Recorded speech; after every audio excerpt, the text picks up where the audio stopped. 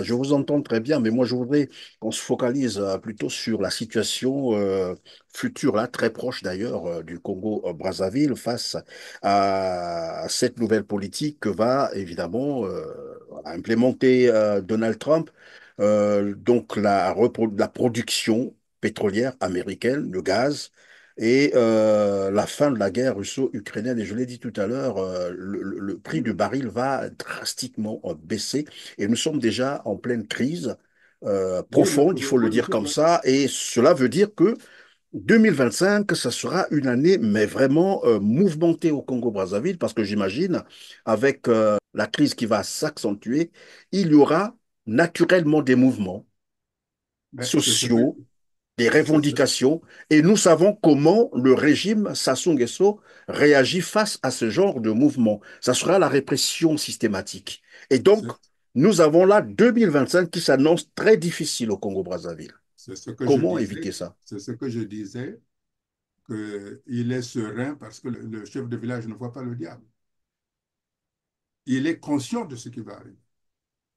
C'est pour ça que je disais, les, la nouvelle donne géopolitique permet beaucoup de choses au Congo et aux Congolais. C'est pour ça que je disais que s'ils ne sont pas d'accord avec la misère dont on les fait subir, avec l'extrême détresse de la population congolaise, c'est une opportunité de dire que nous, ça ne va pas. Bon, alors, Monsieur Modeste Boukadia, tout à l'heure, vous avez rappelé une interview qu'on a eue avec vous en 2009. Aujourd'hui, nous sommes le 20 novembre 2024. 2009, 2024, c'est quand même 15 ans. 15 ans. Et vous rappelez ici la misère du peuple congolais, puisque vous disiez en ce temps-là, est-ce que Denis Sassou Nguesso accepterait-il que sa fille, qu'il aime tant, puisse se prostituer pour voilà, subvenir? Comme quoi, la situation du Congo, la crise du Congo n'a pas commencé aujourd'hui. Depuis fort longtemps, le Congo est toujours dans la misère. Est-ce qu'on peut penser que c'est finalement une politique savamment orchestrée comme ça pour maintenir les Congolais dans la pauvreté? Parce que les Congolais n'ont jamais connu de bonheur. Depuis qu'on parle des booms pétroliers, 14 000 milliards, des milliers de milliards que le Congo engrange pour son pétrole, mais tout le temps, le gouvernement ne fait que chanter la même chanson, le même disque. Crise, crise, crise, misère, crise, crise, dette, misère, réchelonnement. Les Congolais n'ont jamais connu un petit temps de répit. Denis Sassou Nguesso a mis en place un système de faillite frauduleuse. Il prend l'argent du trésor public, il le donne à ses amis, à ses ministres, qui les entassent dans des maisons et ainsi de suite. Et on dit, ah non, le Congo est en faillite. Comme nous sommes en faillite, qu'est-ce qu'on fait? On va aller s'endetter.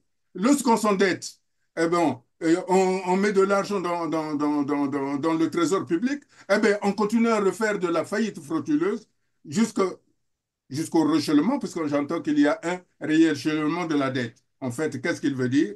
Nous allons de nouveau dépouiller beaucoup plus le Congo pour que les nouvelles générations qui viendront n'auront plus rien à espérer. Et comme ça, ils vont dire, ah, au temps de Sassou, c'était merveilleux, c'était merveilleux. Alors que ce sont eux qui ont organisé cette faillite frauduleuse.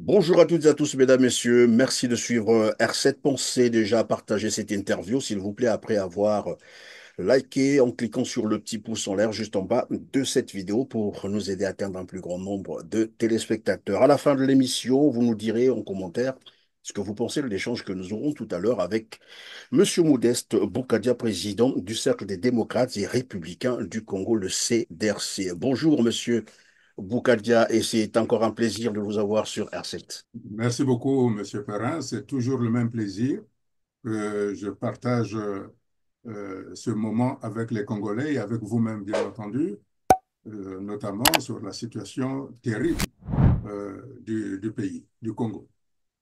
Vous avez dit situation terrible du Congo. Évidemment, le Congo-Brazzaville va de plus en plus mal. Tous les signaux sont au rouge. Les Congolais n'ont plus d'eau potable. Ce sont là des faits, hein. C'est pas voilà, des racontards.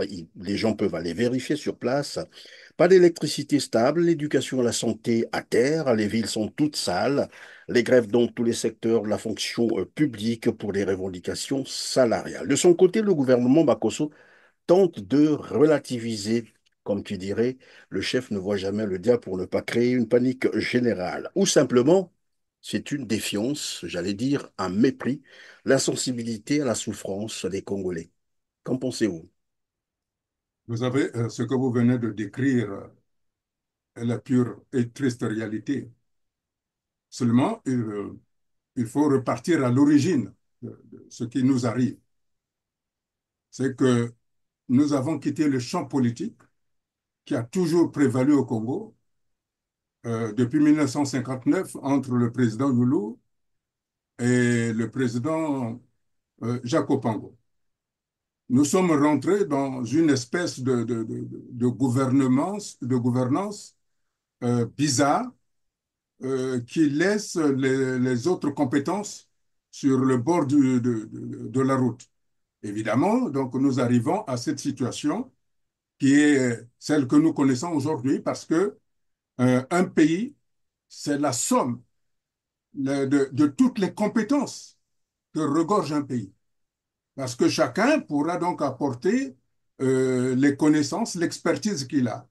Mais lorsqu'on laisse l'expertise ou la compétence à une seule qualité ou quantité d'individus provenant d'un même secteur, alors on arrive à cette situation.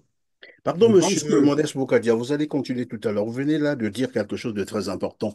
Lorsqu'on laisse la gestion d'un pays à un groupe de personnes ou d'individus, disons, originaires d'un même coin, évidemment, ça pose problème. Et bien avant, vous avez aussi rappelé 1959, c'est ce que j'ai pu 59. comprendre.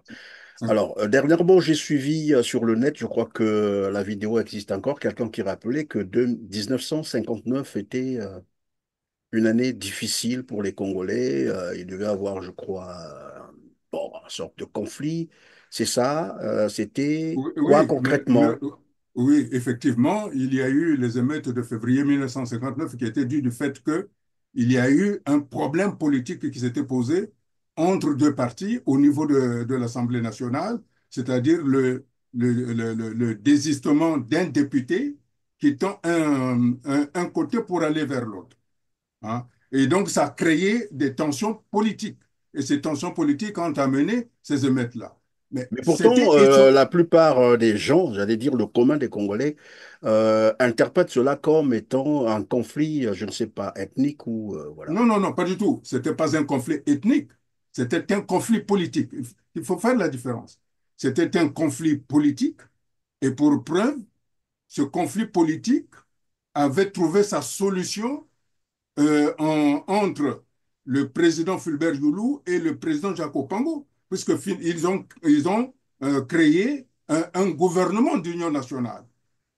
Et pour preuve que c'était un conflit politique, lorsqu'en 1968 et 63, on fait un coup d'État contre le président Youlou, le vice-président Jacques Opango, qui était en déplacement officiel en Italie, abrège sa visite officielle pour rentrer précipitamment à Brazzaville pour se constituer prisonnier auprès du président Fulbert Youlou. On voit bien que c'était un problème politique et non c'était un problème tribal.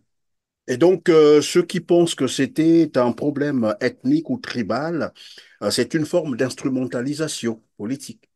C'est une autre lecture de l'histoire. C'est une autre lecture de l'histoire. Il faut aussi voir que l'origine de cela, ça a toujours été une situation très ambiguë d'agression sur une femme et que des gens se sont levés pour protéger cette femme-là par des émeutes. Donc, les gens qui disent que c'était un problème tribal, c'est faux, puisque c'était à la suite du député Yombo qui avait quitté son, Son disons, camp sa politique. terre de prédilection pour aller vers le président Fulbert Youlou. On voit bien que des députés du Nord pouvaient aller vers les formations du Sud, ce qui est impossible aujourd'hui. Ce qui est impossible aujourd'hui, et pour preuve, quand au moment de la conférence nationale, lorsque une bonne partie des représentants du Nord se sont dirigés vers Denis Sassou Nguesso, Antoine Le Tembambili s'est opposé en disant non, il faut créer l'Union nationale. Et il est allé vers Bernard Kolela. Alors, Voilà. finalement, à quel moment, à quelle période de l'histoire du Congo, les clivages ethniques, j'allais dire, ont commencé à être importants? Vous voyez, quand on voit euh, la gouvernance du président Youlou, la gouvernance du président Alphonse Massamba Deba, la présidence de président Marien Ngouabi, ou même la présidence, même s'il n'a fait que 1 an et demi de président Joachim Yombe au Congo, il n'y avait pas cette séparation. Il n'y en avait pas. Le problème crucial du tribalisme est venu avec Denis Sassou Nguesso. Et on apprend d'ailleurs que Mariam Gouabi, à un moment donné, avait voulu rendre le pouvoir aux mains du président Massamba Deba, Alphonse Massamba Deba. On comprend très bien que finalement, évidemment, à ce moment-là, les Congolais étaient unis, c'est le moins qu'on peut dire. Après, bon, c'est un point de vue Oui, discutable peut-être. non, non, mais il faut bien comprendre, Monsieur Perrin, que quand un pays se laisse les autres compétences, les autres fils du pays, il y a forcément des abus. Je ne dis pas que dans la présidence de Youlou, dans la présidence de Massamba Deba, dans la présidence de Ngouabi ou de Jacques Opango ou de Pascal Lissouba, il n'y a pas eu d'abus. Il y a eu des abus. Mais il y a le paroxysme de l'abus. C'est ça la grande différence. Le Mais paroxysme de l'abus avec Denis Sassou Nguesso, c'est ça? avec Denis Sassou Nguesso. C'est pour ça qu'aujourd'hui, par rapport au tableau que vous avez annoncé dès le départ, la solution serait dit qu'il faut savoir se ressaisir. Il est vrai que, comme vous l'avez annoncé, euh, le chef de village ne voit jamais le diable. Et pourtant, il le voit. Donc, il fait semblant de ne pas voir que nous sommes dans une situation dramatique, voire même pire. Hein. Et je pense que avec la nouvelle géopolitique qui s'installe, dont ceux qui sont conscients commencent à s'agiter, commencent à changer de braquette leur fusil en disant, ben, il y a une nouvelle donne politique qui arrive, il faut donc saisir cette nouvelle donne-là. Évidemment, malheureusement, la difficulté au Congo, c'est que nous avons été bercés par une idéologie qui ne permet pas la réflexion individuelle. N'oubliez pas, monsieur Perrin, d'où vient la jeunesse. Elle a été formatée pour servir. Elle n'a pas été formatée pour réfléchir. Vous savez qu'à longueur de journée, quand vous entendez pionnier servir, dans le subconscient, on dit qu'il faut que je serve. Il ne faut pas que je réfléchisse. Il ne faut pas que je prenne les initiatives. Or, les pays qui s'en sortent, c'est les pays où l'on donne l'initiative privée. Et aujourd'hui, le Congo a été rattrapé par le gâchis des formations de notre jeunesse, des pionniers. Parce Est-ce que, que ceux qui sont... monsieur Modeste Boukadia, vous êtes en train de dire en d'autres termes que finalement, le système qu'on a créé au Congo-Brazzaville, c'est-à-dire qu'on regarde un peu la santé, l'éducation, c'est fait, et la crise, hein, la crise que nous déplorons aujourd'hui, la misère, est-ce que tout ça c'est fait pour évidemment empêcher les Congolais de réfléchir Mais bien ou sûr, bien sûr. évidemment, comme vous l'avez dit tout à l'heure, d'entreprendre, de réfléchir, parce qu'un peuple affamé n'a pas le temps de réfléchir. C'est Mais, ça le mais, problème. mais bien sûr, Monsieur Perrin, quand le matin vous vous réveillez, vous ne savez pas comment faire pour nourrir les enfants. Qu'est-ce que vous allez faire? Vous vous souvenez, je pense que nous avons eu une fois une interview à Brazzaville en 2009, où j'avais interpellé à l'époque le président Denis Sassou Nguesso, en lui disant, mais est-ce qu'il serait heureux que sa fille, qu'il aime tant, euh, À et dire faire, voilà, se prostituer, c'est ça? se prostitue pour avoir des serviettes hygiéniques? Ça posait déjà un problème. Ça posait un problème. Donc aujourd'hui, je repose la même question à Denis Sassou Nguesso. Est-ce que c'est normal qu'en 2024, un pays qui a le plus long fleuve du monde, le plus grand fleuve du monde, qui a les grandes forêts, qui a autant de minerais et qui ne compte que 4 millions d'habitants, que cette population-là soit en détresse? Lui, puisqu'il s'estime être le président d'un pays, comment peut-il dormir lorsqu'il voit que pour 4 millions d'habitants, qui ne fait même pas la population, je ne sais pas, De d'une Kinshasa. capitale? Vous comprenez? C'est ça. C'est pour ça que je pense qu'il est pris dans le piège qu'il s'est tendu lui-même en prenant en otage nos compatriotes du Nord, euh, en les amenant dans une nasse. Et lorsque ces compatriotes-là se sont rendus compte qu'ils ne peuvent pas, eh ben, il les a laissés dans la nasse, il s'est recroquevillé autour de son petit clan d'Oyo. Et aujourd'hui, partout dans le monde, que ce soit dans la Likwala aux herbes, que ce soit dans la Sangha, que ce soit dans la Lekoli, que ce soit dans les plateaux, le Nyari, la Bouenza, le Kwilu ou le Poul, il y a des problèmes. Alors, Et même monsieur chez lui-même, Modeste, et même pardon, chez lui-même, M. Perrin, je vous en prie, pardonnez-moi, oui, je vous en prie. même chez lui-même, à Oyo, je n'ai jamais entendu qu'il y a une entreprise qui a ouvert là-bas. S'il y avait des entreprises à Oyo, ben, les gens couraient là-bas pour aller travailler. Vous savez, là où il y a les entreprises, il n'y a pas d'ethnie, hein. Tout le monde court là-bas. Mais on se rend compte que même à Oyo, il n'y a aucune entreprise qu'on peut appeler une entreprise viable. Même l'hôpital qui est à Oyo ne fonctionne pas normalement. Même les hôtels qui sont là-bas ne fonctionnent pas normalement. Alors il est président de quoi? Oui, il y a C'est un la grand grande hôtel question.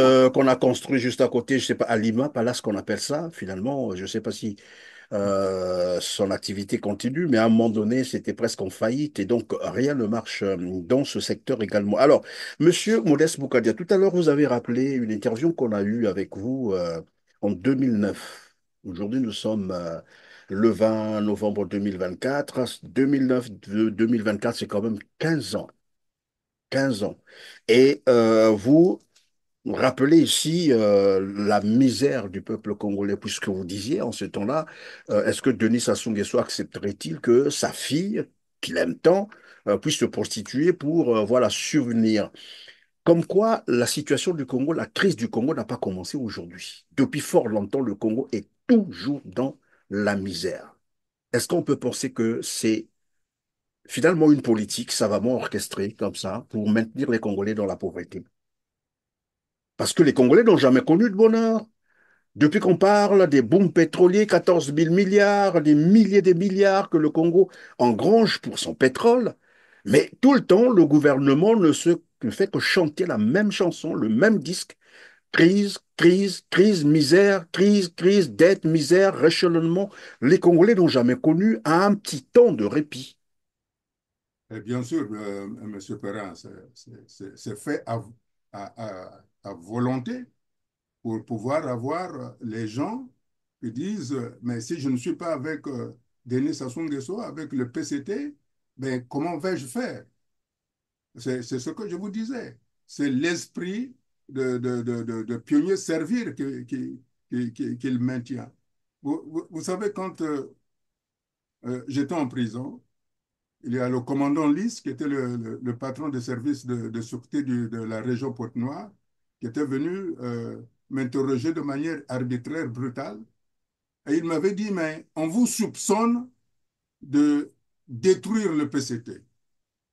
Moi, je lui ai répondu, non, le PCT s'est détruit lui-même. Puisque quand il y a eu la chute du mur de Berlin, tous les partis à consonance qui étaient alliés Communiste et puis au régime donc, de l'Union soviétique ont muté, ont mué, mais le PCT est resté comme tel, sans créer les emplois. Donc le PCT lui-même s'est mis dans la position de disparaître. Ce n'est pas Boukadia. Donc aujourd'hui, Denis Sassou Nguesso a mis en place un système de faillite frauduleuse. C'est-à-dire, il crée, avec tout l'argent que nous avons, il, il pratique la faillite frauduleuse. C'est quoi la faillite frauduleuse? La faillite frauduleuse, quand vous avez une entreprise, vous achetez des cadeaux à des amis, à des membres de la famille. Pendant ce temps, donc, l'entreprise s'appauvrit. C'est ce que fait Denis Sassou Nguesso. Il prend l'argent du trésor public, il le donne à ses amis, à ses ministres, qui les entassent dans des maisons, et ainsi de suite. Et on dit, ah non, le Congo est en faillite. Comme nous sommes en faillite, qu'est-ce qu'on fait? On va aller s'endetter. Lorsqu'on s'endette, eh ben, on met de l'argent dans le trésor public, eh ben, on continue à refaire de la faillite frauduleuse jusqu'à jusqu'au ruissellement, puisque j'entends qu'il y a un ruissellement de la dette. En fait, qu'est-ce qu'il veut dire? Nous allons de nouveau dépouiller beaucoup plus le Congo pour que les nouvelles générations qui viendront n'auront plus rien à espérer. Et comme ça, ils vont dire, ah, au temps de Sassou, c'était merveilleux, c'était merveilleux. Alors que ce sont eux qui ont organisé cette faillite frauduleuse. C'est pour ça que si réellement il y a une volonté de s'en sortir, il n'y aurait pas les grèves que vous avez annoncées. Même la mairie centrale, je crois, est fermée. Hein. La mairie oui, centrale, je crois qu'ils sont allés en grève, hein. Entre-temps, il ils y sont avait une allés en grève, menace. même la mairie centrale, dirigée par un de ses parents. Hein. C'est pour Alors, ça mais que dans la recherche, pardon, Monsieur Modeste Boukadia, dans la recherche des solutions à la crise multidimensionnelle, c'est comme ça qu'on appelle ça désormais, qui sévit au Congo-Brazzaville, le gouvernement congolais tente un peu de réchelonner la dette congolaise. Bon, dernièrement, Anatole Koulnemakosso, vous l'avez suivi, hein, parlait de privilégier le remboursement de la dette, mais bien après, ils ont changé de stratégie. Il faut réchelonner la dette. Nous allons y revenir tout à l'heure sur le réchelonnement de la dette et ses conséquences. Mais moi, je voulais plutôt qu'on aborde un aspect de choses sur, évidemment, la recherche des solutions à cette crise. Ce gouvernement sait et connaît tous les criminels financiers. Ils sont même dans le régime. On peut les citer comme ça, les éléments existent, les éléments d'information. C'est pas moi qui le dis, hein. Ce sont des rapports, ce sont des enquêtes qui existent. Chacun peut aller les consulter. On cite généralement Denis Christian Sassou Nguesso, Gilbert Ondongo, Jean-Jacques Bouya, Lucien Ebata, Rodolphe Adada. Vous avez également Itoa Bruno, qui est au pétrole, Sassou Nguesso lui-même, sa fille Claudia. Et voilà, tout ce monde, les Congolais savent qu'ils ont volé beaucoup d'argent, qu'ils ont planqué dans les paradis fiscaux. Il y en a même dans les banques chinoises, près de 9 000 milliards, donc 16 milliards de dollars. L'argent congolais qu'on est allé planquer dans ces paradis fiscaux, sans compter les 14 000 milliards dont les Congolais réclament depuis tant. Et dans le même fil, comme qu'il faut sur dans la même lignée, on peut aussi rappeler le fils de Ngandion, c'est-à-dire un dignitaire du PCT. Son fils s'appelle Yohan Ngandion. Dans son compte je ne sais pas comment ça s'est passé. Est-ce que c'est la SNPC qui est allée mettre de l'argent du pétrole congolais dans son compte? Et ce garçon a un compte aujourd'hui de plus de 1 000 milliards de francs CFA. Un jeune garçon, le fils d'un dignitaire, dans son compte privé, se trouve 1 000 milliards de francs CFA, de l'argent du pétrole congolais. Et ce compte a été saisi par la banque suisse. En fait, je rappelle ça juste pour dire que le Congo a beaucoup d'argent planqué à l'extérieur. Il faut peut-être rappeler aussi les 4 milliards de francs CFA qu'on avait saisis dans la villa de Gilbert Ndongo, comment là, oui, c'est Ndongo qu'on appelle Gilbert Ndongo, en Portugal. Donc, en fait, il y a beaucoup d'argent, Congo, mais à l'extérieur.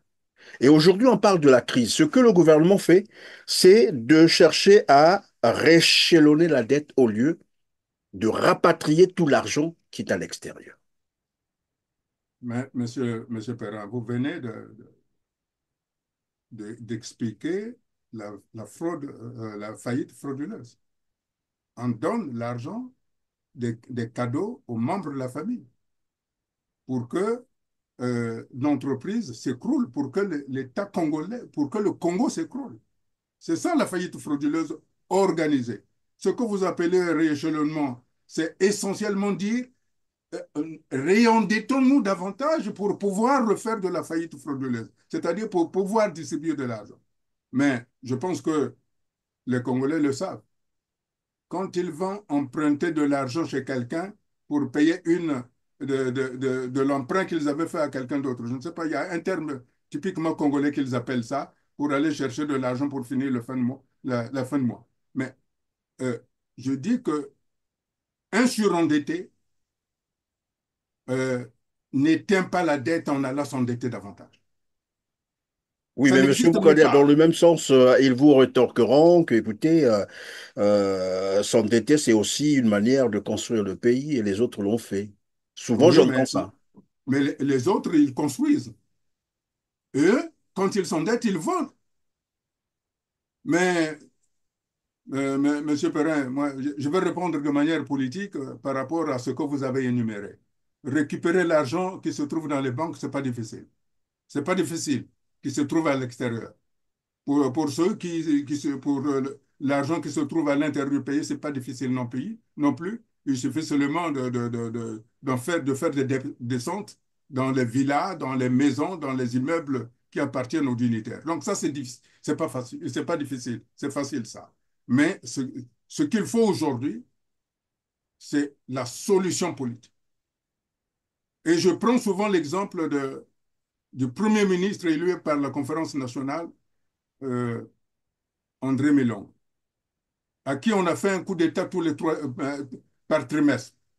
Donc, en 4 ans, en un an, il a changé 4 fois de gouvernement. Il a remanié 4 fois le gouvernement. Or, Denis Sassou Nguesso n'a pas eu ce problème-là. Pendant 50 ans, personne ne lui a fait un coup d'État. Donc, il avait les moyens d'imprimer son histoire dans le Congo. Or, il n'a rien fait. C'est-à-dire, Il vous n'a êtes en rien train fait de du dire, tout. il a eu les moyens, le temps, il n'a jamais été dérangé, il a eu aussi beaucoup d'argent, et voilà, mais il n'a rien Mais fait avec. tout simplement parce qu'il a assis sa politique sur le choix des collaborateurs, non seulement qu'il a corrompus, mais qu'il ne peut plus enlever. Parce que ce sont les gens de la famille. Parce qu'il a utilisé ce que j'appelle la politique gouvernée par le tribalisme. C'est ça le mal du Congo. Donc aujourd'hui, pour s'en sortir, écoutez, quand j'étais reçu à l'Union européenne avec des Congolais et des Congolaises, ils m'ont dit, mais Monsieur Boukadia, on ne comprend pas ce qui se passe chez vous. Tout est calme. C'est très calme. Personne ne se plaint. Ah, je dis, ah bon? Mais oui. Regardez à Kinshasa, lorsqu'on tue quelqu'un, tout le monde est dans la rue. Regardez au Togo, lorsqu'on tue quelqu'un, tout le monde est dans la rue. Au Congo, lorsqu'on tue quelqu'un, tout le monde pleure dans la maison, on lui donne de l'argent, il se tait. Mais comment voulez-vous qu'on vous aide? Le Congo, c'est tellement calme que les gens sont heureux, qu'ils soient malheureux, parce qu'ils ne le montrent pas. Et la seule Évidemment, manière ce de que le vous êtes en montrer, train de dire, Monsieur Modeste Boukadia, c'est en fait, la réaction que nous avons aussi observée un peu partout lorsque vous rencontrez des partenaires internationaux. Ils vous disent, bah, écoutez, le Congo c'est calme, pourquoi voulez-vous que... Donc, en fait, les gens ont l'impression que tout est calme au Congo. Et ça aussi, il faut peut-être le dire, je crois que c'est... bon, dire faute, c'est peut-être trop dire, mais c'est aussi la faute des Congolais, parce que finalement, évidemment, ils ont raison. Une population qui ne se plaint pas, qui ne manifeste pas, on suppose que tout va bien. mais absolument, et c'est au cours de cette réunion, euh, les dames qui étaient avec nous, une des dames, se met à pleurer. Et puis le responsable, hein, je parle, c'est à un très haut niveau. Il se dit, mais madame, pourquoi vous pleurez? Vous pensez que ça m'émeut, ça? Hein? Vous pensez que ça m'émeut? Et, monsieur, et donc, ce monsieur me dit, monsieur Boukadia, si les Congolais ne sont pas contents de monsieur Sassou, ils doivent le montrer. Mais ils ne le montrent pas. Donc, ils sont heureux avec monsieur Sassou. Comme quoi, les peuples n'ont que les dirigeants qu'ils méritent. Donc, vous comprenez, donc aujourd'hui, je crois, comme je l'ai déjà dit, euh, et vous l'avez souligné, il y a des grèves un peu partout. Des grèves un peu partout, mais des grèves individuelles. Mais les grèves individuelles, Denis Sassou Nguesso s'en moque. Il est vrai, vous allez me retorquer, mais évidemment, les syndicats ne peuvent rien faire. Il a mis à la tête des syndicats ses propres parents. Mais Mais en d'autres termes, un peu beaucoup plus clair, Monsieur Modeste Boukadia, qu'est-ce que vous êtes en train de vouloir dire? Qu'est-ce que vous demandez aux Congolais concrètement? D'aller dans la rue, c'est ça? écoutez, moi, je ne peux pas Chasser le demander, pouvoir. je ne peux pas demander aux Congolais d'aller dans la rue. Ils sont suffisamment matures. Ce sont des syndicalistes. Je parle aux gens qui savent que pour obtenir quelque chose, il faut un rapport de force. Hein? Comment voulez-vous des gens qui ont 36 mois d'arriérés de salaire, ils continuent d'aller travailler? Ah, il y a quelque chose qui ne va pas dans la tête. On ne vous paye pas et vous allez travailler. Si vous n'allez pas travailler, on va vous licencier. Mais si on vous licencie, vous n'aurez pas d'argent. Vous allez travailler, vous n'avez pas d'argent. C'est un paradoxe. Oui, mais C'est un donc, paradoxe. Mais si j'ai... par Oui, contre, Monsieur monsieur Boukadia. Perrin,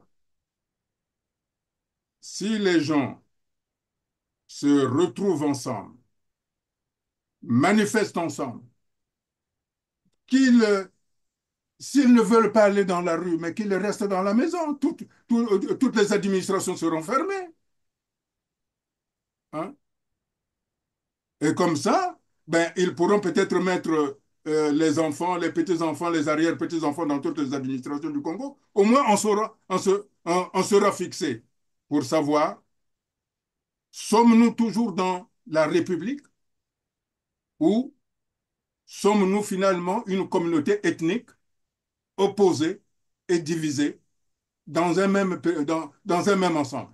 Parce que c'est ça la vraie question de Denis Sassou Nguesso qui se trouve à la tête du pays. Hein. Autour de lui, il n'y a plus personne. Et moi, je pense que si on doit s'en sortir,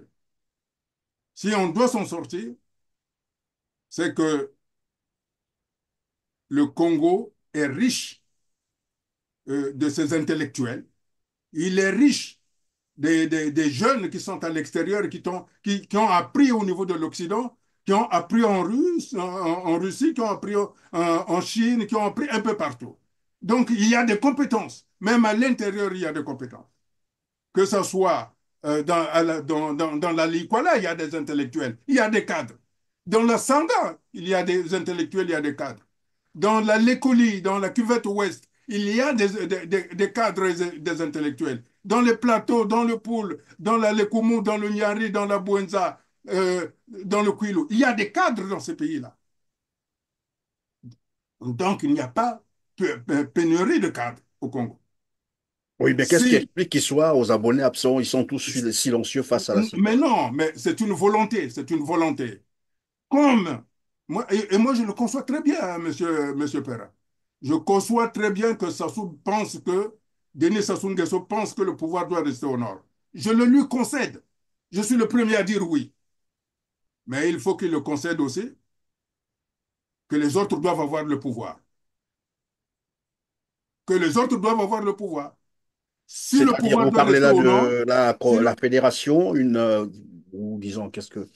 si le pouvoir doit rester au nord, il faudrait que Sassou concède qu'au sud, il doit y avoir aussi un pouvoir. Si le pouvoir doit rester à Ojo, Sassou doit concéder que dans, dans la Likwala, dans la Sangha, dans la Lekoli, dans les plateaux, dans la Lekumu, dans le Nyari, dans la Bouenza, dans le Quilo, il doit y avoir aussi un pouvoir. C'est pour Oui, ça que pour je être beaucoup propose, plus explicite, c'est quel modèle que vous êtes en train de proposer finalement? c'est pour ça que je propose. Oui. D'ailleurs, quand nous avons été reçus avec des Congolais à l'Union européenne lors de la conférence pour discuter des modalités de la conférence internationale, où on nous avait demandé de travailler d'abord sur la table ronde, j'avais mis en place des commissions pour que chaque région rédige des cahiers de charges. Tout le monde le sait. Et nous en avons discuté, que ce soit avec William Ota, que ce soit avec les Kanda et les Kanza, avec tout le monde, avec les Mabilo Moneo. Nous avons discuté de ces questions-là. Ça voulait dire quoi? Aujourd'hui, il y a des compétences. Il faut décentraliser de manière administrative et financière et que dans chaque région, il y ait de gouvernants. Oui, mais ça, Voilà c'est ce des que je solutions, propose. Monsieur Boukadia, c'est des solutions après Sassou Nguesso. Pour l'instant, Denis Sassou Nguesso est là et il n'est pas prêt à bien sûr, à souscrire à ces propositions. Revenons un peu sur la crise congolaise. Tout à l'heure, vous avez dit, lorsqu'un peuple souffre, il doit s'exprimer, il doit manifester et non se morfondre ou se plaindre, parce que finalement, on peut se plaindre chez soi, ben après, personne ne vous écoute et vous continuez dans cette souffrance. Et nous disions tout à l'heure que le gouvernement congolais est dans la logique de vouloir négocier des réchelonnements de la dette. Réchelonnement, vous avez dit, c'est en sorte une forme de... C'est sacrifier finalement les générations futures. Parce que aujourd'hui, on a beaucoup d'argent, on l'a dit, l'argent est à l'extérieur, on connaît bien les criminels, les voleurs, ceux qui ont volé l'argent du Congo. Au lieu d'interpeller ces personnes, qu'ils rapatrient l'argent qu'ils ont volé, planqué dans les paradis fiscaux, on veut réchelonner la dette. Une façon de dire, ben, écoutez, nous on a volé, on garde ce qu'on a volé, et bon, voilà, la dette que nous avons contactée, les générations futures viendront payer cette dette. Et donc, une façon de plomber un peu l'avenir du pays. Oui, bien sûr, mais je venais de le dire, avec l'abaissement de la note du Congo, cette possibilité se trouve entravée. Le réchelonnement sera beaucoup plus difficile. Donc moi, je pense que vouloir réchelonner la dette, c'est un élément de langage. C'est une fuite en avant. C'est une fuite en avant comme les gens qui commencent à se trémousser avec l'élection de 2026. Tout ça, c'est une fuite en avant. Hein. Comme ils ne savent pas, il faut, pardonnez-moi le terme, M. Perrin, il faut embrouiller le peuple. Il faut embrouiller le peuple que nous sommes là, on est en train de travailler. Le ministre je ne sais pas si c'est un ministre de l'économie du Congo. Le ministre du Congo sait très bien ce que pensent les institutions financières internationales. Ils ont dit clairement que tant que Denis Sassou Nguesso est à la tête du pays, il n'y aura pas de possibilité de régler De régler, de réchelonner la dette. la dette. Le ministre de Finances le sait. Pourquoi il ne le dit pas à Sassou? Oui, Pourquoi il ne lui dit pourquoi, pas? pourquoi il ne le dit pas aux Congolais? Ça doit le savoir. Hein? Donc, aujourd'hui, tout le monde a dit il est difficile et impossible de travailler avec Denis Sassou Nguesso parce qu'il n'y a aucune lisibilité de son gouvernement. Ça, ce sont les institutions internationales qui le disent. Il n'y a aucune lisibilité de son gouvernement. Il n'a aucune maîtrise sur son gouvernement. Voilà ce que les experts des finances ont dit. Et le ministre de Finances le sait. Enfin, Alors donc, pourquoi? en sorte, ils sont en train de vouloir gagner le temps. C'est ce que je dis, c'est une fuite en avant. C'est une fuite en avant. Je dis ceci, si nous voulons nous en sortir, contrairement à ce que vous dites, Monsieur Perra, euh, il faut mettre un pouvoir au nord et un pouvoir au sud. Parce que la situation internationale, avec la nouvelle donne géopolitique qui se présente, le permet. Maintenant, c'est aux Congolais de savoir ce qu'ils veulent. S'ils veulent avoir que on apure la dette sociale, c'est-à-dire on régule la totalité de la dette sociale, notamment les salaires, les retraites, les bourses, plus les entreprises congolaises qui ont été sacrifiées, il faut que les Congolais le disent. Et les entreprises n'ont qu'une seule façon de dire qu'ils ne sont plus d'accord avec leur gouvernement. Et la situation géopolitique nouvelle qui se présente en nous y est favorable. Y est favorable. Alors, il ne faut pas qu'ils entendent les chants de signes qui disent, ah non, mais nous allons prier pour le président, pour qu'il ait le courage d'être de nouveau candidat. C'est un suicide. C'est le suicide de tout le monde. Voilà, vous faites là allusion à Anatole Kolinema-Kosso qui demandait aux chrétiens de prier et pour que, bon, voilà, Dieu donne une longue vie à son, j'allais dire, à son gourou, Denis Sassou Nguesso, afin, ben voilà, il prend Denis Sassou Nguesso pour quelqu'un d'indispensable, voilà, et qui doit demeurer au pouvoir malgré les déboires que nous sommes en train aujourd'hui d'assister de ce gouvernement. Alors, Modeste Boukadia, puisqu'on parlait des perspectives de l'économie congolaise, vous savez, comme tout le monde d'ailleurs, que Donald Trump, qui vient d'être élu 47e président des États-Unis, lors de sa campagne, hein, il avait promis mettre fin donc à la guerre russo-ukrainienne et d'augmenter significativement la production pétrolière et du gaz américain. Ce qui va donc entraîner naturellement une baisse drastique du cours du baril de pétrole. La Banque mondiale annonce déjà la crise à venir. 2025, le cours du baril de pétrole risque de baisser jusqu'à 60 dollars et ça sera pour longtemps. Or, nous savons que l'économie congolaise a pour socle le pétrole. Et là, nous sommes déjà en pleine crise. Avec ces annonces, quelle perspective pour le Congo? Comment faire pour éviter le pire? C'est ce qu'en fait, j'allais dire. Comment faire pour éviter le pire? Déjà, je voudrais vous dire ma joie de l'élection du président Trump, et pour lequel j'ai eu un grand respect euh, pour beaucoup de raisons. Pour beaucoup de raisons. Et que c'est quelqu'un qui tient, quand il dit quelque chose, il tient. Il est vrai qu'il n'est pas sorti dans les cercles traditionnels de la politique avec les langues de bois, hein, ce en quoi on nous identifie, puisque tout le monde dit, ah, ben ceci. Lui, on ne peut pas le corrompre, on ne peut pas le corrompre. Comme moi, on ne peut pas me corrompre. Et ça veut dire que nous allons mettre en place des politiques favorables au peuple. Le président Trump va se battre pour sa population. Et moi, je me bats pour la population du Congo. Et cette nouvelle perspective-là nous permet à l'Afrique de pouvoir être à la table. Vous savez, si vous n'êtes pas à la table, vous êtes au menu. Ça, c'est connu, hein. Si vous n'êtes pas à la table, c'est que vous serez au menu. Donc, aujourd'hui, avec l'élection du président Trump, l'Afrique a une belle opportunité pour être à la table et de pouvoir discuter de, de la politique à avoir avec les États-Unis d'Amérique. Une politique d'amitié profonde, sincère. Sinon, on risque de retomber à la politique de Bismarck, où l'Afrique était absente, elle a été au menu, elle a été sectionnée, au cordeau.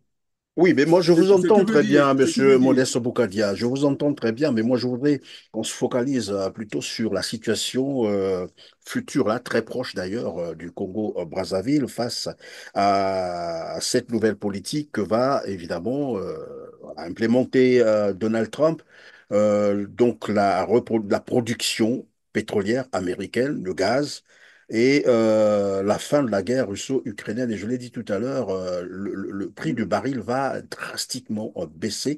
Et nous sommes déjà en pleine crise oui, profonde, il faut le dire comme ça. Et cela veut dire que 2025, ça sera une année, mais vraiment mouvementée au Congo-Brazzaville, parce que j'imagine, avec la crise qui va s'accentuer, il y aura naturellement des mouvements mais sociaux, des c'est ce- revendications, et nous savons comment le régime Sassou Nguesso réagit face à ce genre de mouvement. Ça sera la répression systématique. Et donc, c'est- nous avons là 2025 qui s'annonce très difficile au Congo-Brazzaville. c'est ce que je Comment éviter disais, ça? c'est ce que je disais, qu'il est serein parce que le chef de village ne voit pas le diable.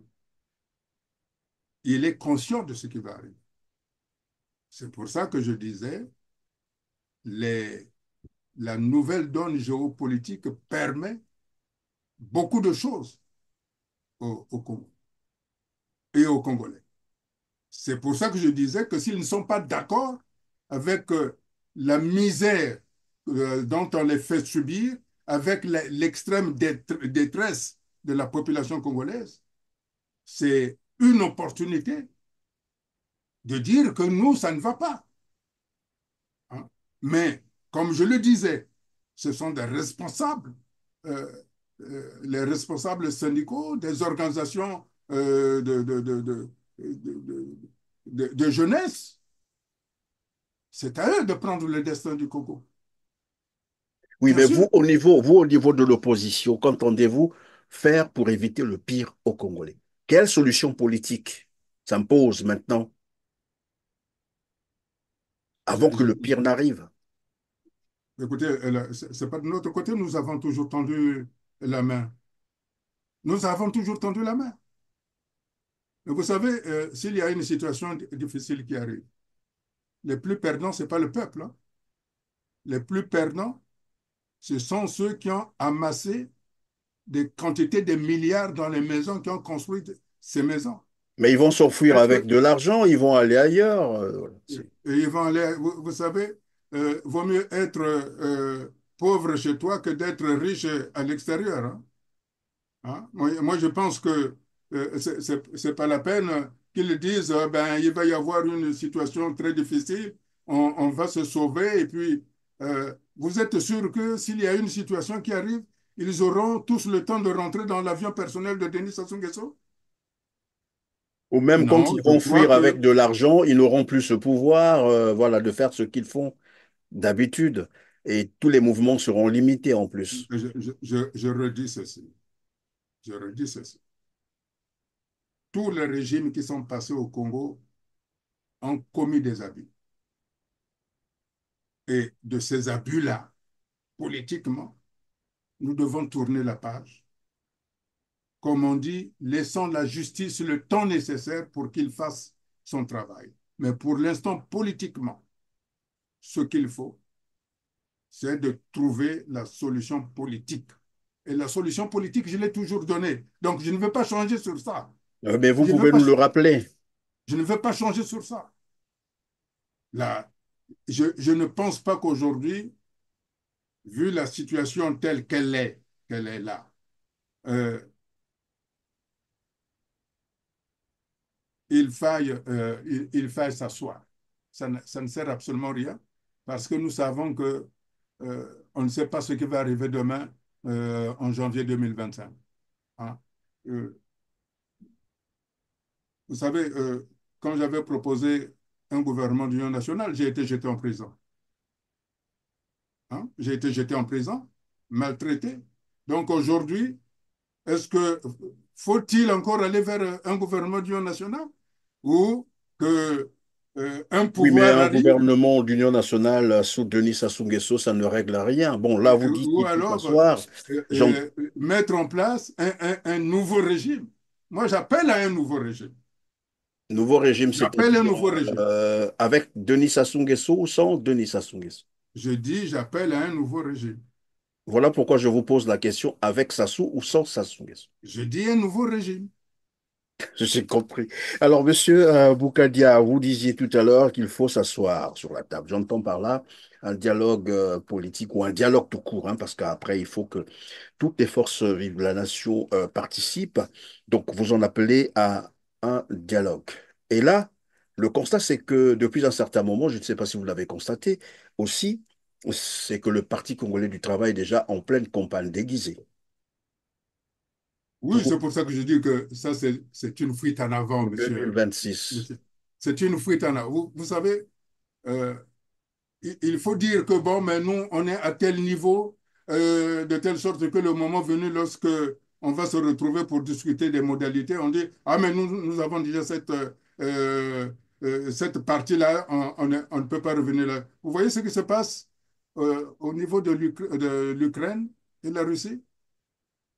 Parce que comme il y a des négociations qui vont venir, chacun redouble d'ardeur pour que le moment venu, on dise, ah bon, au moment de la discussion, bon, vous êtes arrivé J'ai quelque là, chose à on était... échanger ou à Voilà. proposer, voilà. C'est ce que fait aujourd'hui le PCT avec sa pseudo-campagne, parce que, je redis,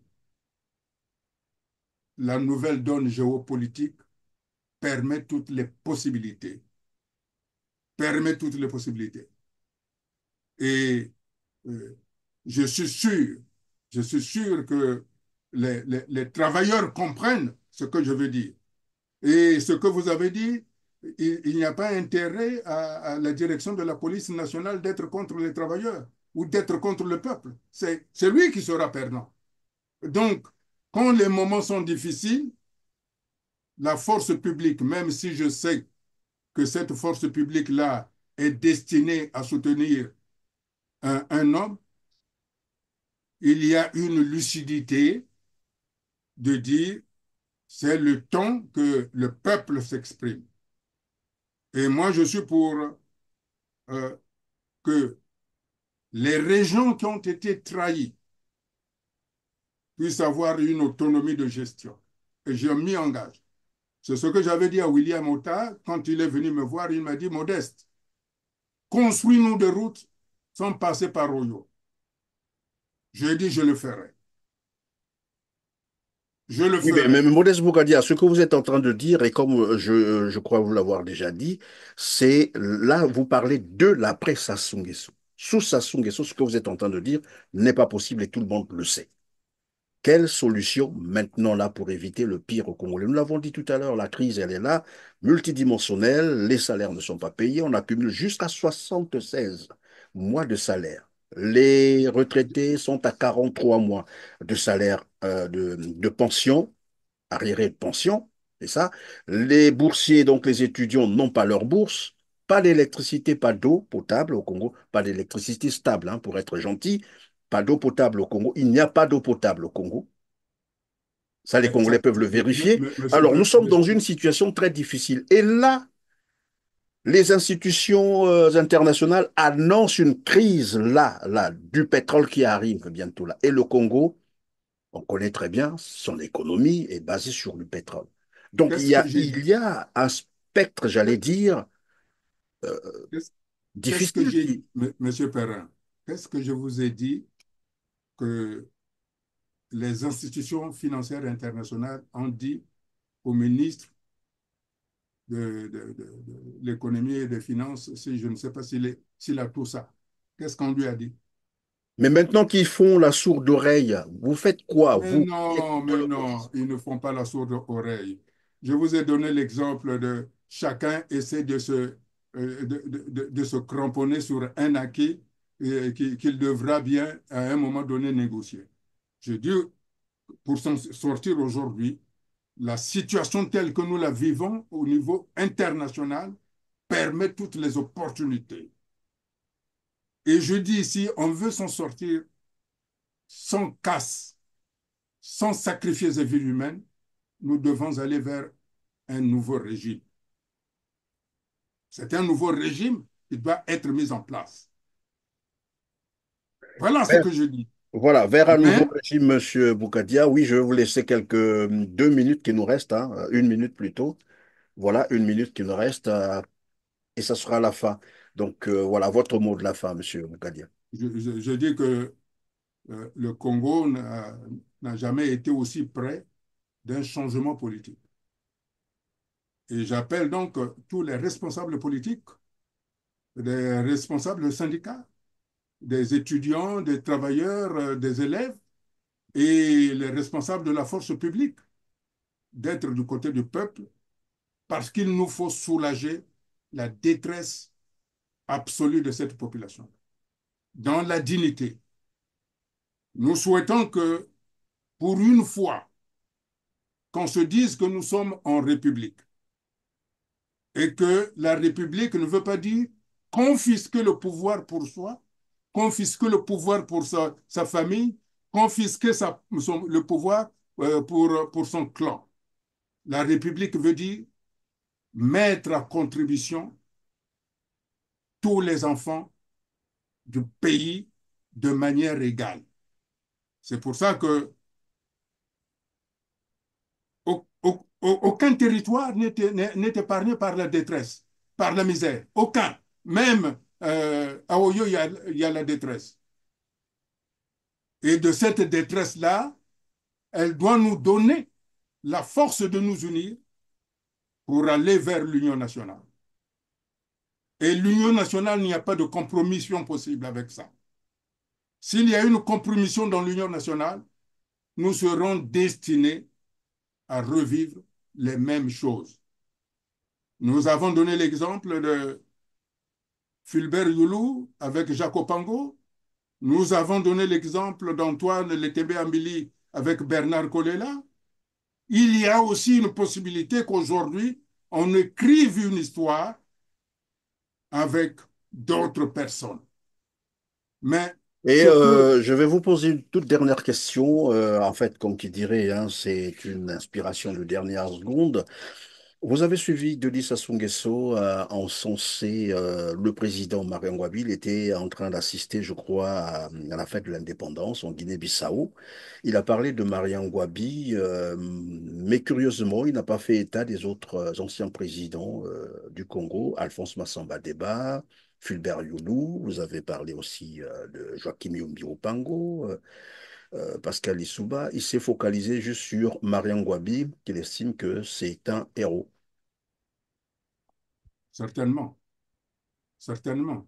Mais moi, je pense que lorsqu'on trace l'histoire, c'est pour ça que j'insiste bien, sommes-nous toujours en République? Et je le souhaite que, comme je l'ai dit, tous les régimes qui sont passés ont eu des abus, mais que ces abus-là ne nous poussent pas à nous déchirer. Je voudrais, si vous me donnez une seconde, Je vous vous en savez, prie. la politique du diviser pour mieux régner doit prendre fin aujourd'hui.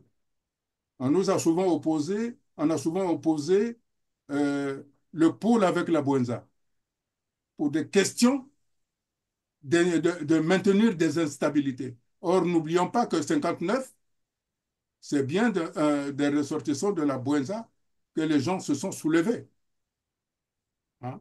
Et que l'histoire de la Buenza, c'est bien Paul Mbott, le général Paul Mbott, qui avait organisé l'organisation des milices auprès du président de Souba pour lui donner la possibilité de créer des milices de Denis Sassou Nguesso. Et en même temps, le même Paul Mbott a créé des milices ninja.